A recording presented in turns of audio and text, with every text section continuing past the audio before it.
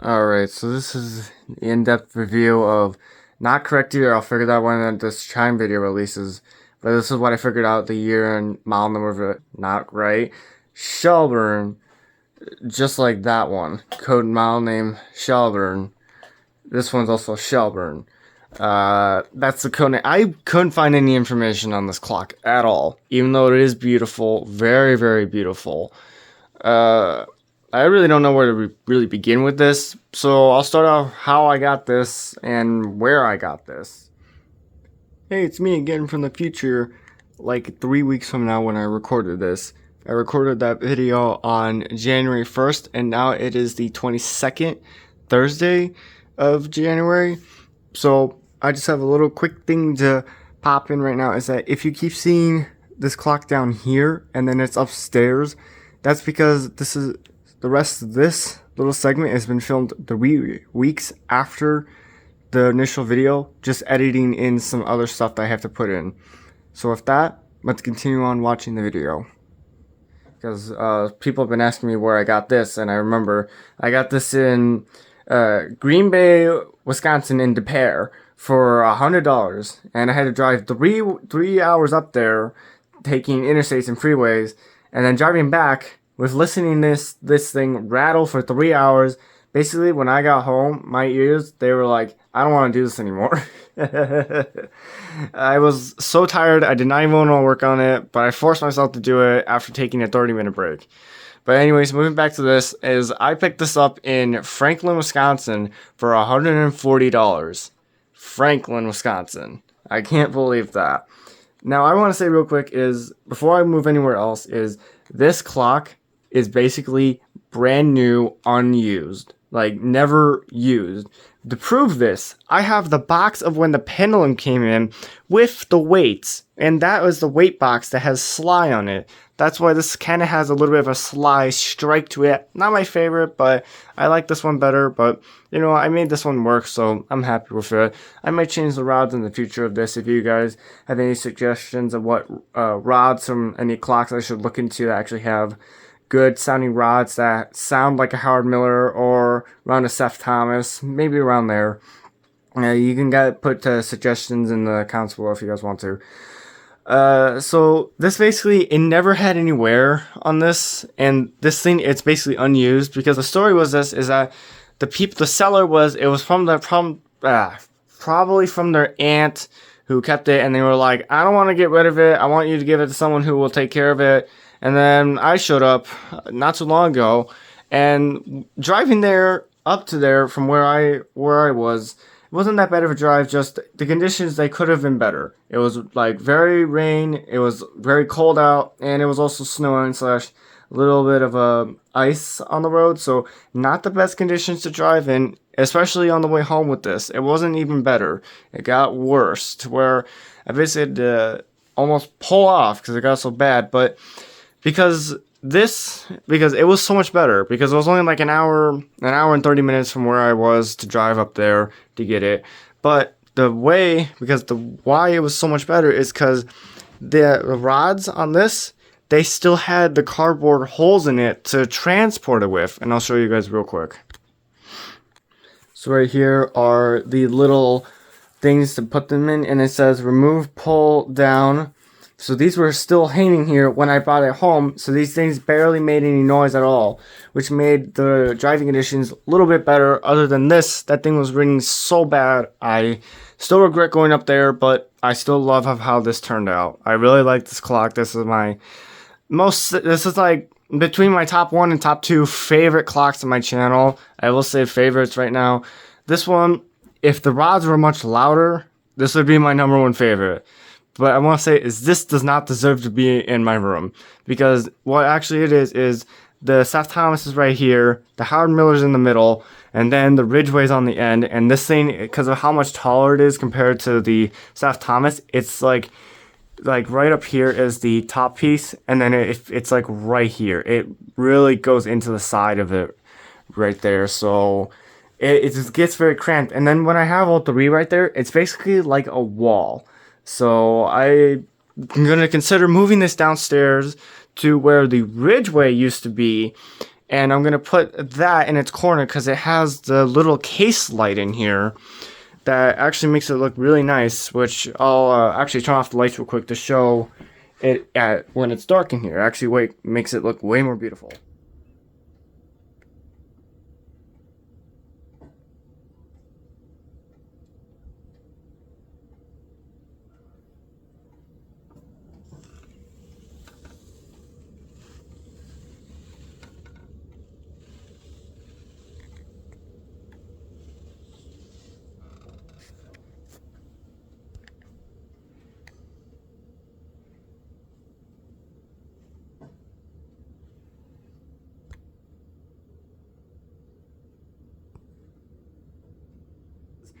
How often are you gonna be able to find a grandfather clock for $140 that is never been even used?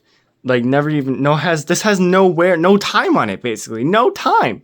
Because before I started to oil the movement, I decided to put all 3 weights on here and the pendulum, and it worked right as I got it home. It worked, which I immediately after I got it all working in that, I took all the weights out and the pendulum out, and I took the movement out with the dial, and I oiled the whole thing, and then I made sure it would run smoother, and then I put it back in the clock to where it's now sitting today. Unfortunately, the strike on this was very quiet, so a little bit of a rubber band situation going on, but oh well, whatever. If it creates more wear, I don't mind it. But the one thing I was not really happy about is I got everything with this. Just the one thing that would have sealed the whole deal with this is the paperwork. It means that I don't have any paperwork for this clock or this clock. The only paperwork I have is for my Ridgeway when I bought the $53.95 for it the first time. But oh well. They either lose the paperwork or they just can't find it and never register it again. But hey, I don't really need it since I'm not going to register this thing since Howard Mill is unfortunately gone. I'm recording this on January 1st of 2026, and I'm really looking forward to that. I slept through New Year's. I'm happy about that. No, I'm not at all. But I will open the weights and I'll show you the pendulum real quick. I really love this key. This key is way more nicer than any other key I've had on even my Ridgeway or my Seth Thomas. So then, here's the pendulum. If there's supposed to be a back to this, I can't find the back to it at all, or it didn't come with it at all. But there's one tiny little issue with this pendulum that I just noticed. You see how it's mostly straight right there, but it's like weird right there, like pushed out? The screw, it doesn't go in all the way, but so I can do this. Well, this. That's not the best thing to do. And here's Howard Miller quality at its finest. That's fun. But this pendulum is absolutely beautiful. No scratches, no nothing. This is absolutely beautiful. And the weights, they are clean. So clean that if I was to just do this, you can't hear any scratches. But moving on to this one real quick, if I was to repeat the same test, you would hear this. You hear all that because these are all scratched from normal wear, from sitting out in the garage for 15 years or 8 years. I don't know. But, oh well. Moving back to the Howard Miller. Is also with the pendulum and the weights is this thing has a back mirror, which I absolutely love so much. I've always wanted a mirror in the back of the clocks ever since I saw Greg Anderson's The Timekeeping Show, I believe. And here goes Seth. And both of them, actually.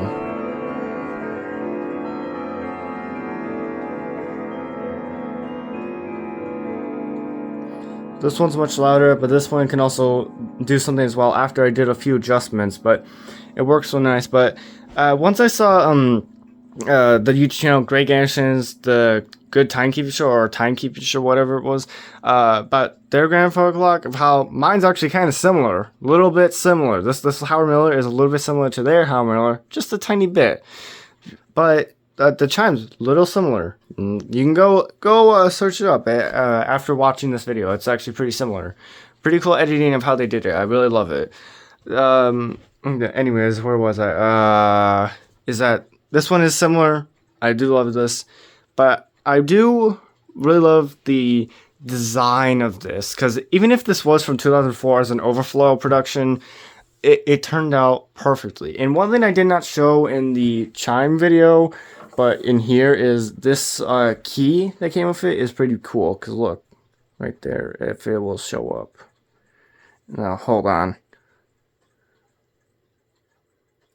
That's pretty awesome. AJK for Keeneger. Because this has a Keeneger movement that has an unusual automatic Westminster, St. Michael, and then Whittington. This clock has a automatic tune changer every hour. Not a night shut off, a tune changer every hour.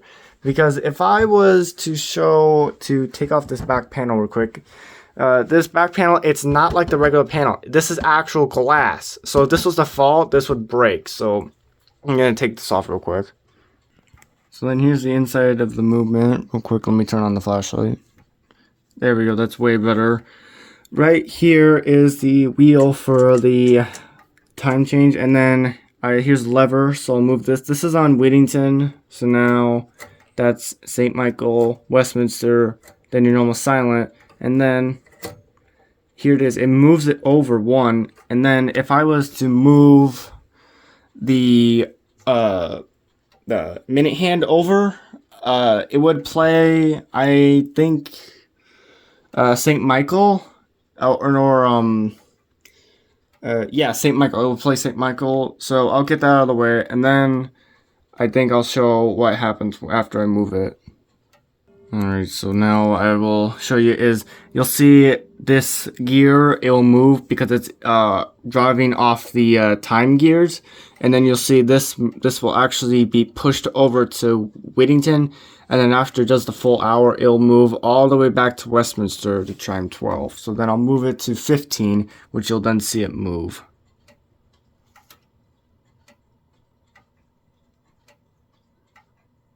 See, it slowly moved over. Now it should play Whittington.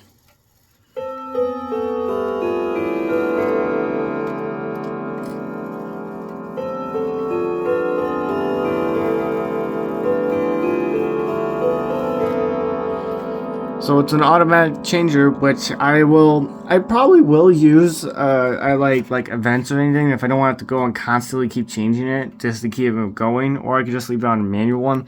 But one thing I do find pretty different about this clock of how the movement mounts, is it mounts like normal, but then there's two screws right there, and then a screw right there that holds it in on the side. But then one more thing I find different because of the Seth Thomas is it's flat all the way through. With this one, there's like a height difference. So if I ever want to do like recordings and whatnot in here, I'm basically going to be putting it right here, right next to it, in case I ever want to do it. Or I guess I would have to put it right here and angle it so weird at a weird angle. But oh well. But I'm so used to actually like, well, I've had single doors this entire time when doing grandpa clocks, because I like the Ridgeway and the Seth Thomas, to where I always open the door to go like mess with the chimes and whatnot to do it. I got so used to doing it. For the first few days of when I got this, I always kept opening the wait door instead of actually this door, and I always just got mad at myself. But oh well, moving on to another thing is the finials or decorations on this. They're not that as good as this one, because this one is late 90s. These are flat, like very flat. These ones, they are raised and they are way nicer, but they're not like a normal one to where they stick out a lot more, unlike some other clocks I have. or like this Linden right here, they stick out a lot more than other ones do. So this one that's kind of flat, but way better. But it's because of it's like a special. This is like a special kind of clock. It's not like a normal one. Kind of like a special anniversary or something. There's no plaque or anything. But this clock, it's mostly around that to where it's like a special one, I believe, because it has the automatic shut off. So it tells you it's more of a newer movement than a regular old Kinger movement like this one has from the 90s. This one, it's a more modern one, and because it has the Howard Miller die plaque on the back of it that says it's like from Howard Miller from Zeeland, Michigan. Unlike this one, on the back it says Seth Thomas, which is pretty cool. This one on the back of it, it just has a stamp on the back of the case that says Howard Miller. This one on the back, it says Seth Thomas, and it tells you the year on it, which is pretty awesome because I never knew the year on this until I looked on the back, which said A44-96, which told me this is a 96 Seth Thomas, and I couldn't figure out the year on this because I tried to look on the back and it just said the stamp of Howard Miller. So I had to go look for the model and the serial to try to figure out what this was from. Not correct. I'm not saying that's correct. I could be saying it's from, it's from something like 90 something. All I really know is that this case design was from 1984 to 1998. So this could be newer than this one, and it could be newer than my Ridgeway, or I don't know, or it could be older than this one by far, but still newer than the Ridgeway, because that's an 80s. I call that 80s through 90s, whatnot. I don't know the actual year on it. I never even knew the year on it when it had the old Nurgos in it that worked, but oh well. So I really don't know much about this, but I do know one thing is it's beautiful. It does not deserve to be up here. It deserves to be downstairs where everyone can see it because it's quieter than this one and it's way more beautiful. So with this one, I will say I really do love the columns on this. They're like wider column, like actually they're kind of a thinner columns in this, and they run all the way down the bottom of the case. And with this one, unlike the Seth Thomas, this one you can see right into it. The bottom, it's not a raised bottom. The bottom, it's actually like lower than here. You can see how lowered it actually is. So this is where the bottom is. So you can put stuff in the bottom of this if you don't want anyone to see it. But with this one over here, it's a little bit different. There's a little piece blocking it, and then like this one, it's like right there. If you can see my hand. So that one, there's just differences between these two. And for this one, I will be taking the dials off both of these to see the difference between a regular Kininger movement and a Kininger movement with the automatic, the chime changer. I'm sorry if I'm like starting and whatnot. It's 9 at night. I'm trying to get this done after recording the chime video for this. So that's why I keep saying I don't know the year about this, and I'll probably figure it out when this video drops or when the chime video drops. So anyways, I'll move on to taking the dial off this one and this one with a time lapse. So here we go. So after show how these weights a lot more scratches from normal wear, and these weights are really nice. One thing of this is like this this clock has a lot of features on it compared to this clock right over here. Is that if you go to a dealership and try to buy a car and you want the car fully loaded, you would think of this clock. It has all the features on it that you would want probably from this one as well, because this one has a beautiful pendulum, beautiful weights, a back glass from the factory, a double door, beautiful sides, which I don't have in right now, and a case light, and then a triple chime in it with a automatic tune changer for whenever you just don't want to keep messing with it every hour. I would say this one, it basically, if you're thinking of a car model, you think this would be fully loaded, rather than this model, because this model only has the triple chime in it and the panels. That's it. That's all this one has. It's just normal. Unlike this one, you would think that this would be a fully loaded clock with features in it.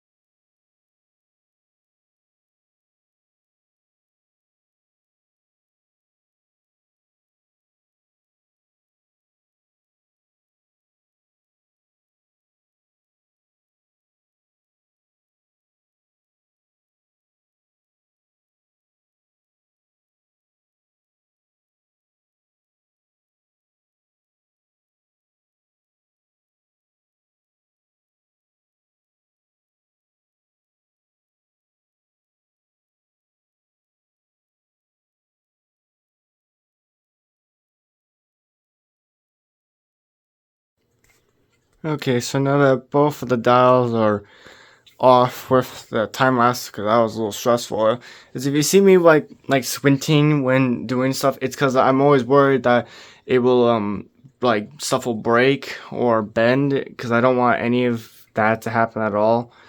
So starting off with the Howard Miller, it's way different, like a little bit different than a regular Kieniger movement from the 80s. You can see the difference tremendously. Like there's not all this extra stuff right over here. It's normal. Then right over here you can see the chime lever. It's a little different, and then you can see all these gears that connect it. If I do this, they all move. And something pretty cool is this one, it still has AJK on it, which I'll turn on the flashlight real quick. You guys can see it a little better. That's pretty cool. So then this was how I was talking about right here, is how this also mounts to the side with these two screws, and then the two normal screws on the back. Which then, looking over here to how these cables mount, is it's actually held right over here just by into that little hole and then hanging right there. Unlike this other one over here, they're held in right over here, and they're actually locked down by these long screws that go into the movement, and that holds it pretty solidly tight. I can shake the whole case by doing that. Don't want to hear that ringing.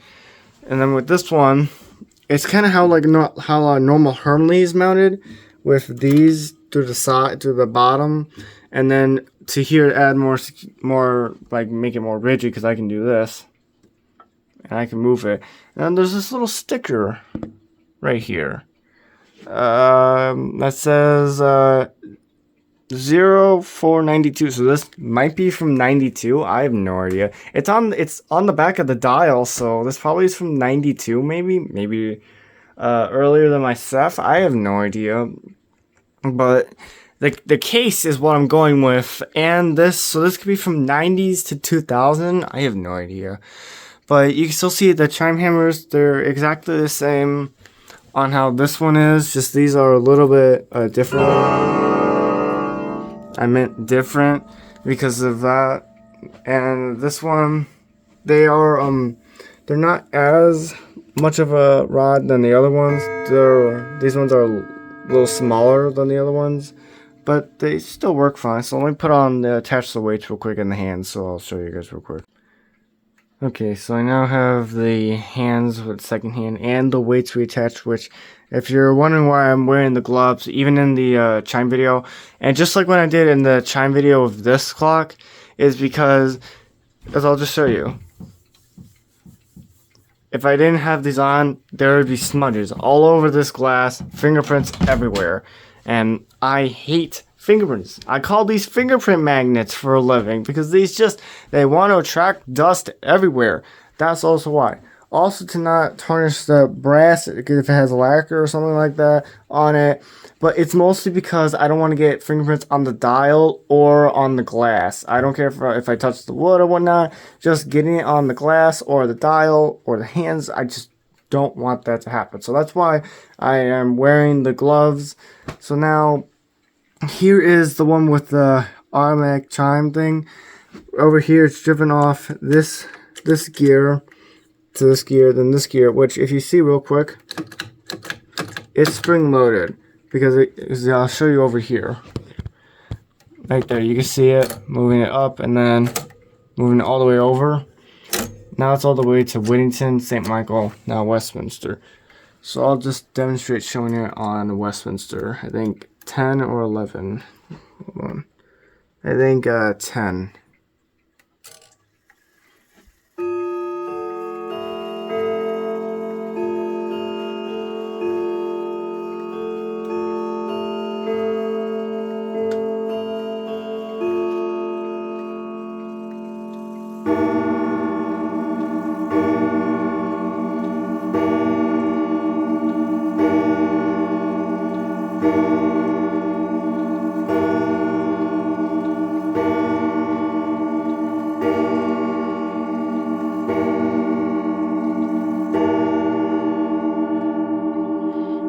Works pretty much the same to this one, which I will just demonstrate real quickly.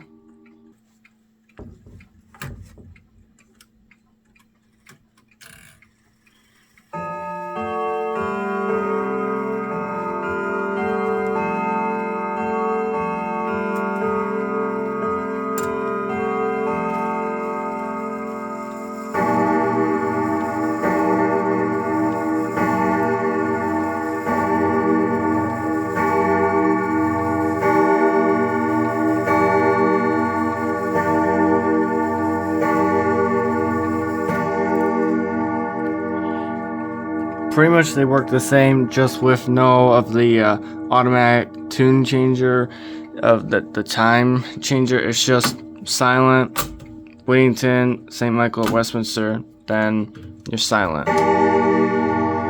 Which this thing can be pretty loud if you move it from the silent to the chime. It's pretty loud. It overbeats this one and the Ridgeway by a far shot.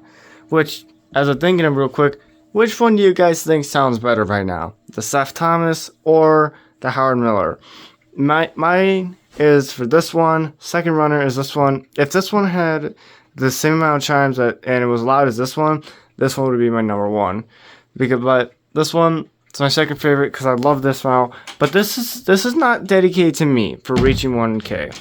This is dedicated for everyone who has decided to stick around for the whole 2025 year and decided just to stay here and just continue liking the content that I push out to you guys, which I'm sorry that I'm not going to be releasing the video last Friday instead of what now it was supposed to be for the chime video. I wanted it to be a premiere because of how much everyone has been waiting for this, but with that, it's just been a rush for me to get everything done because like the holidays and all that. So anyway, back to this is when I mentioned a little while ago of how this has the Howard Miller inlay on it on the back of it that says it's a Howard Miller, and that one says it's on the back of the Seth Thomas. I'll show you this because I'm not going to be taking this out anymore. I'm tired of it, and I've already scratched the dial once, which I'm still mad at myself because of that, and bent one of those little corner pallet things. So I bent that by accident, but I'll show you the back of it real quick. That says it's Howard Miller. This is the best angle I can get without taking the movement out, so I hope you guys are able to read most of that. But what I can mostly make out was Howard Miller, Zeeland, Michigan, because that's like the best. So I'll show you what the back of the Seth Thomas one says real quick.